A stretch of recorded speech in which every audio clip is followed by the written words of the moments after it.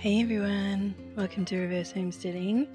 It has been a really humid and sticky day today. It's been 30 degrees Celsius, so that's pretty warm. I went to my little granddaughter's swimming lesson this morning, so that was lovely, and then brunch. And I came home, it was the heat of the day. I did buy a couple of plants, which is not unusual. I'll show you what I got. A few more supplies and yet another tropical plant. I'll have to put a link to this video on my Rocky Tropics Gardening tropical channel. I had a lot of these in Queensland. A lovely friend gave me a few branches of hers and they're so easy to make cuttings out of. So easy. Probably one of the easiest plants I've ever made cuttings from. Although I haven't done it in the temperate area here in Melbourne. But these are ready and raring to go. They did have a massive spider web on them though. I reached right to the back to get this one with a really good growth habit. Something's been eating it, but it looks like it's coming back. So I'm happy with that little one. It's called a pepino, which actually means cucumber in Spanish, and you can see the fruit. It's about that big, sometimes bigger than that. And they taste like a cantaloupe or a rock melon. So it is in the melon family. So don't plant them right next to all of your cucumbers and other melons because they might actually cross-pollinate. They have quite a thin skin.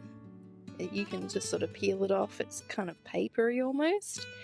And my friend up north loved feeding them to her miniature horse occasionally. He'd come around when we're having some ourselves and want some. So I guess that's okay in small amounts. As you know, I've been complaining about the price of strawberries because I have a long, skinny windowsill planter that I want to populate with some more strawberries. Just don't seem to be getting the runners from, well, not enough runners from the ones that I've got. So I saw these today. I'm guessing it's because of all the hot weather. So I've got a couple for 50 cents. They're the sweetest. I do have sweetest and pink varieties. I don't have any of the red gauntlet or the ruby Ann, but I really was wanting one of these ruby Anns because they have beautiful red flowers. And this one, even though it was $2, they're usually $4 to $6 in this size, which I think is a little crazy, but it does have fruit. So that was kind of cool. A little snacky, but the plant itself looks in better condition than the other ones, as you can see. So I'll plant those with you soon, and I may even make some cuttings of this one.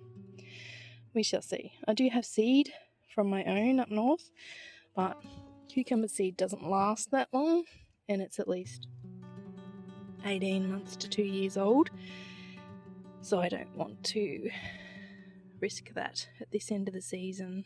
But I'll see, maybe I'll plant that as well. I do have the plant. I also saw macadamia trees, which I had up north as well. I had a couple of those.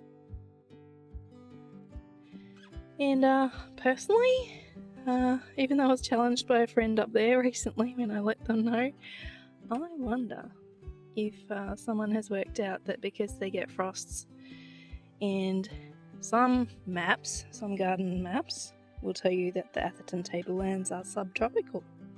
That they're not actually tropical.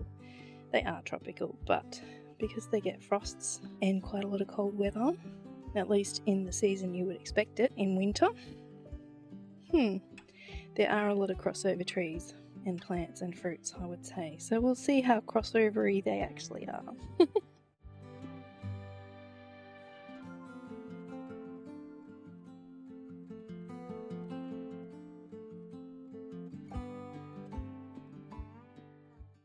This grippy kind of fabric covering is actually keeping the temperature right down on these shelves, as is the core flute I have out here that's shading it.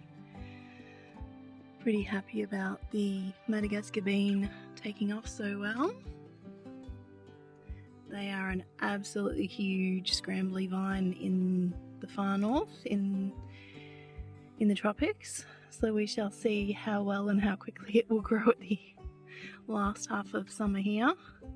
I do have quite a few of my own seeds still, so this is one of my own seed that's come up. I used to have it scrambling all around my chicken yard, which was quite big.